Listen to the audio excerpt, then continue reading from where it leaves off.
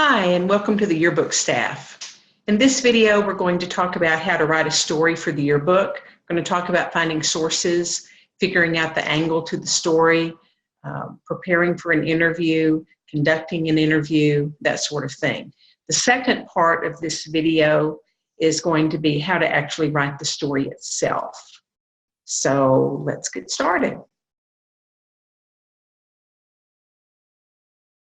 How much time does it actually take to write a story? Well, that depends on you.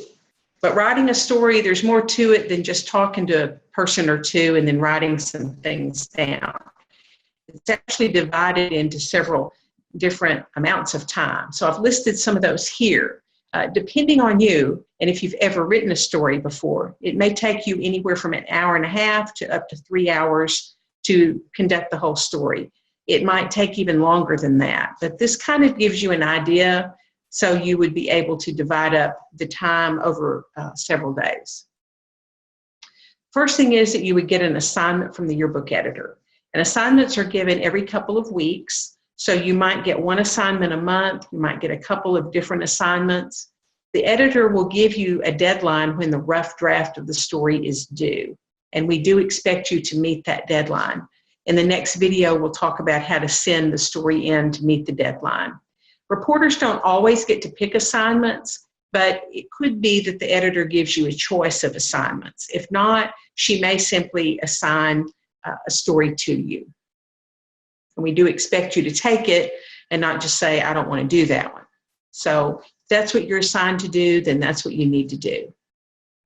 As far as getting information for the story, let's start with just some basic information. You might notice on campus where you see information about that topic.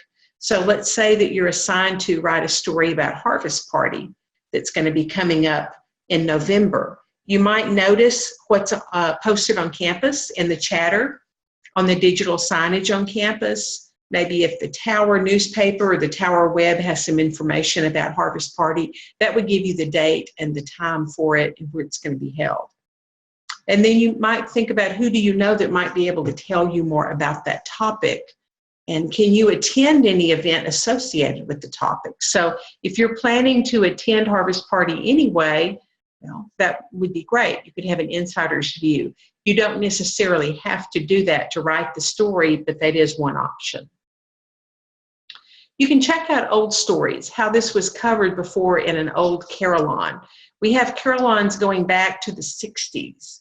Some of them have absolutely wonderful stories. Some of them are examples of what not to do. But you are welcome to check out stories from the past 9 or 10 years in the carillon.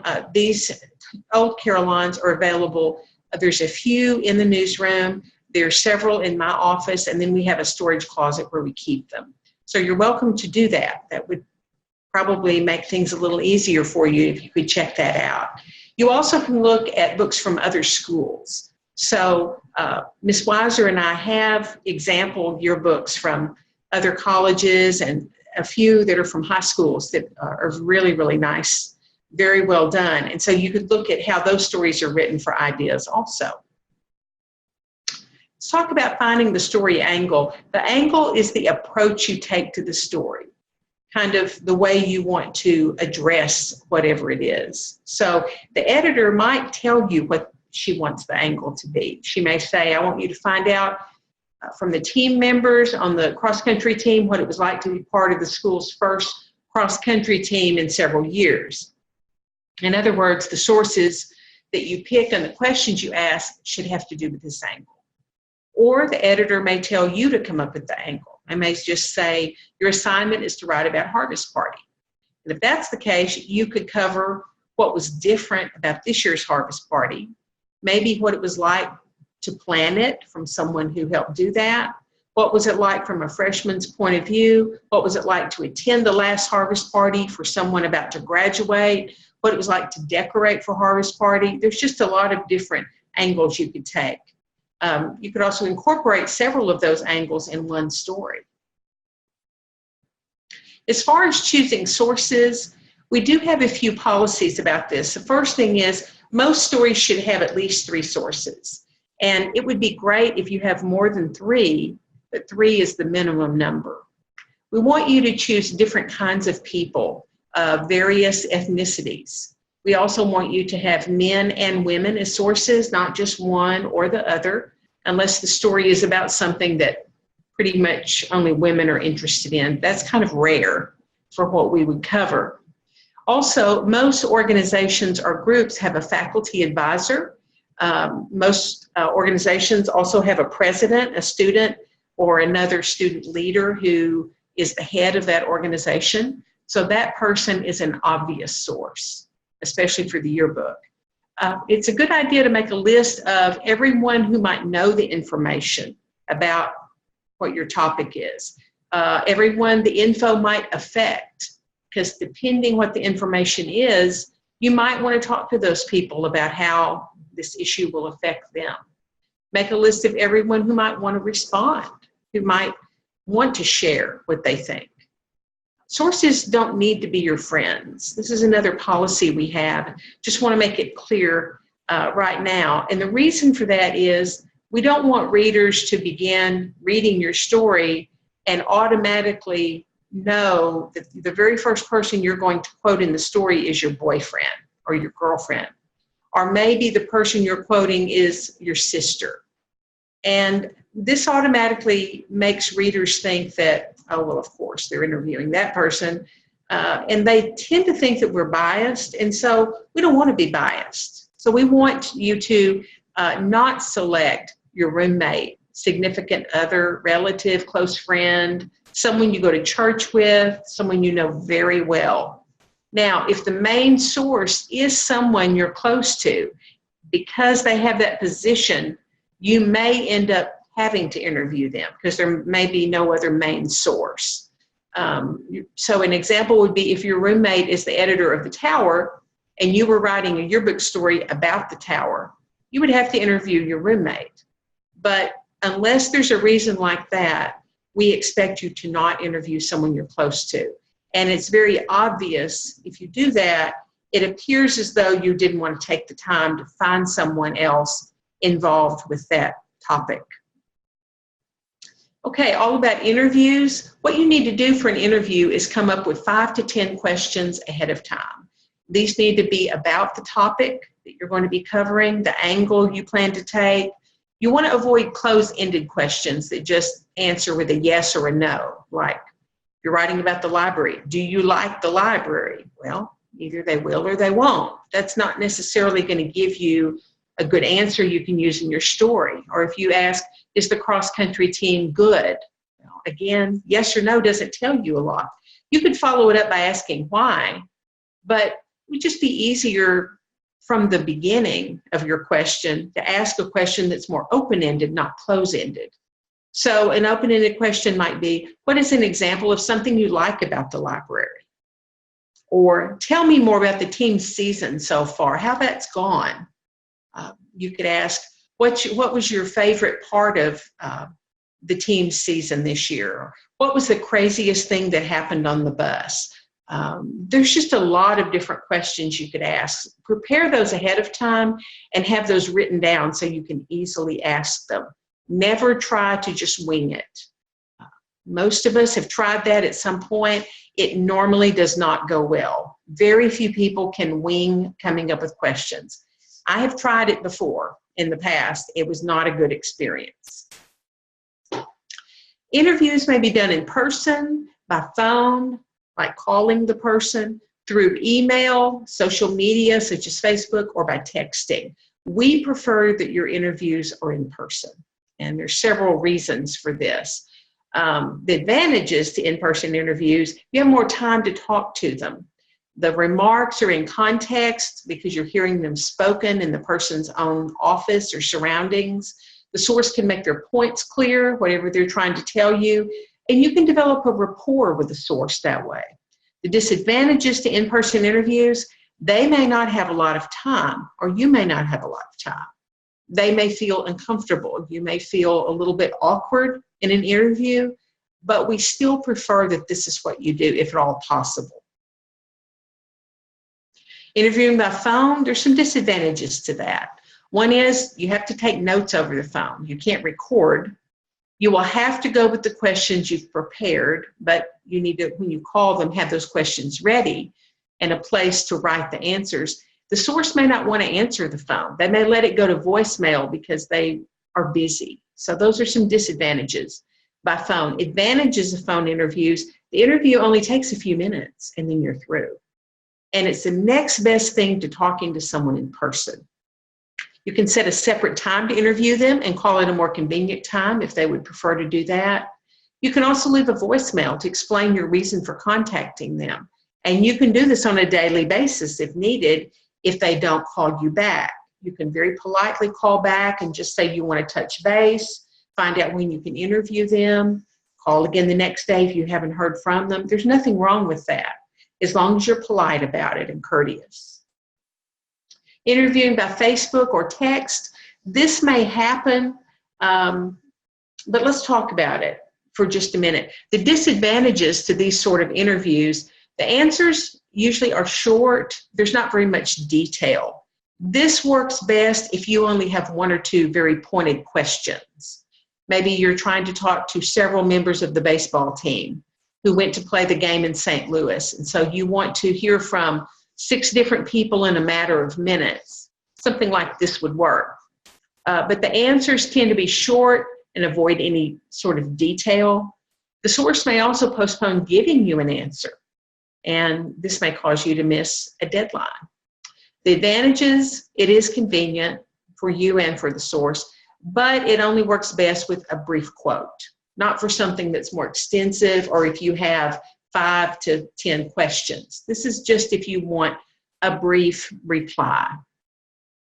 Interviewing by email: we do not recommend interviewing by email, and that may be what you think would be the best choice for you with your sources and your time, but there's several disadvantages to it. The first is most sources take their time answering email, so it makes it easy for you to miss your deadline because your source didn't email back. The sources can also carefully script their reply instead of giving you just honest answers. We would rather have the honest answers.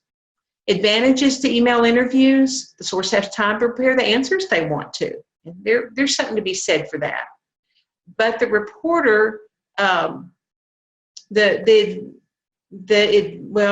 I've already listed the second one. It's actually a disadvantage. The reporter usually misses the deadline of waiting for an email. That's not an advantage, that's a disadvantage. Please don't ever tell someone, "I need a quote." And the reason is most people think that a quote means a polished answer that's well thought out and well worded. That's not really what you want or need in a yearbook story. Getting information for a story is not about just asking people for a quote. So what you want is someone's real thoughts on the issue that you're writing about. Always have questions and ask for an answer for each one, and you'll receive more honest answers from sources if you do this. I had someone a couple of years ago that was doing a story for the Carillon about the Carillon staff, and I'm the advisor for the Carillon. So this person, who was very new, came to my office and asked if she could interview me. And I said, that would be fine. We can do it right now. Do you have questions with you? And she said, yes. So we sat down and she said, I need 3 quotes from you about the yearbook. And that's a kind of a problem because I have no idea what she would want me to say, what she would want me to talk about. So I said, I can't give you 3 quotes. If you want to ask me some questions about the yearbook staff, I'll answer your questions. And so that's what I would prefer that you do, is have some questions. Please don't say, I need a quote. Okay, the face-to-face interview, let's say that you arrange for that and get one. You want to have privacy if possible. Even if you're talking to another student, you want to see if you can talk to them a little bit away from other people. So not at the dining table in the cafeteria where there's a lot of people around. Try to be on time for the interview. If you're meeting in the library at 2 o'clock, try to make sure you're there by 2 o'clock or maybe before. Dress appropriately, not really too far above or below the subject. So you wouldn't necessarily show up in a suit and tie, but you also wouldn't show up in some sort of cutoffs and a tank top, partly because that's not in the dress code, but also that might be a little too casual. So you don't necessarily have to dress up for an interview, although if you're interviewing a faculty member or an employee or one of the vice presidents, you might decide you want to wear khakis or something a little bit nicer than your regular shorts and t-shirt.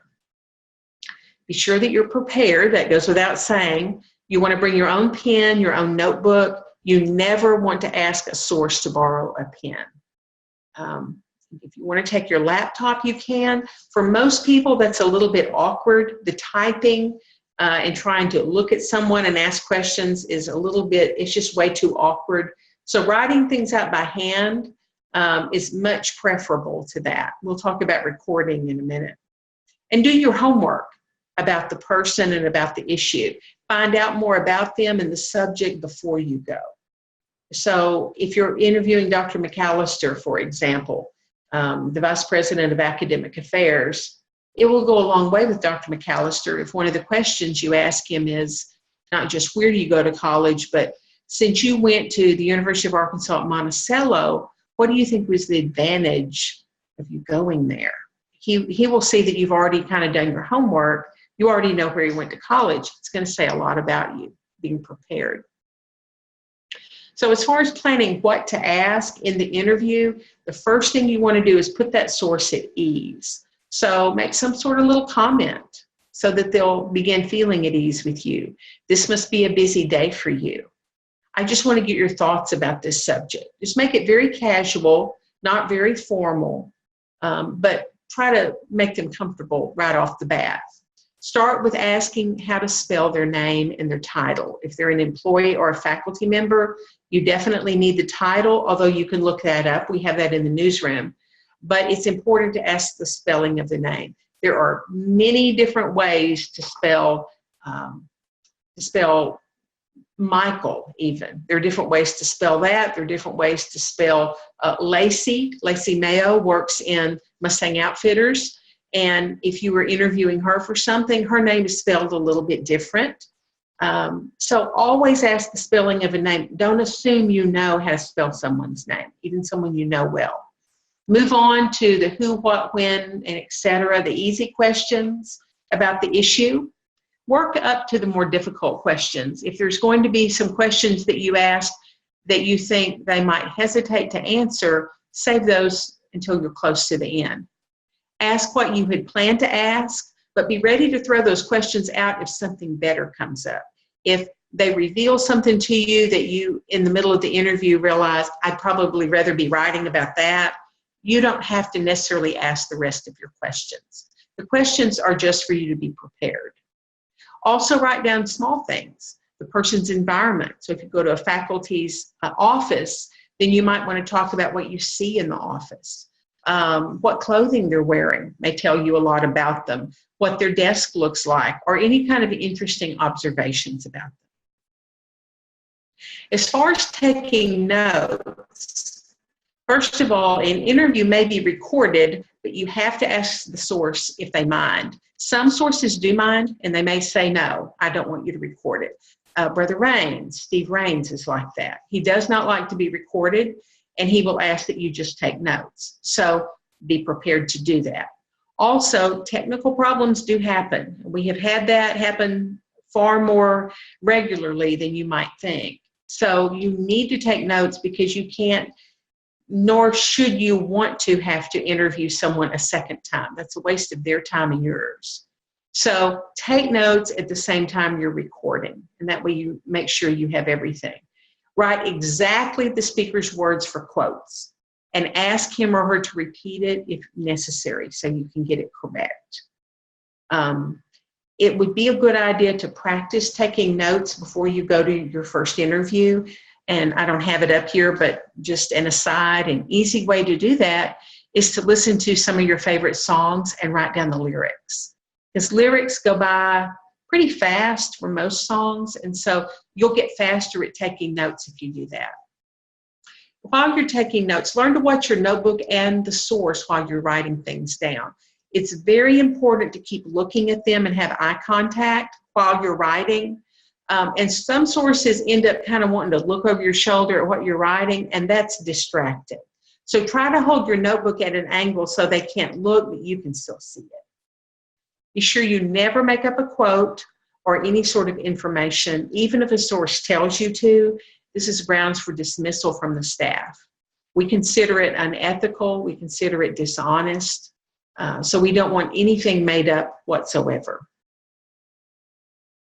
As far as ending the interview, you want to conclude it on time, whatever time you agreed on. So when you set up the interview, it would be a good idea if you would tell them about how long you plan to talk to them. So if you think it would take 15 minutes, then say, when you set it up, this will just take about 15 minutes. Something so they know what their time frame is.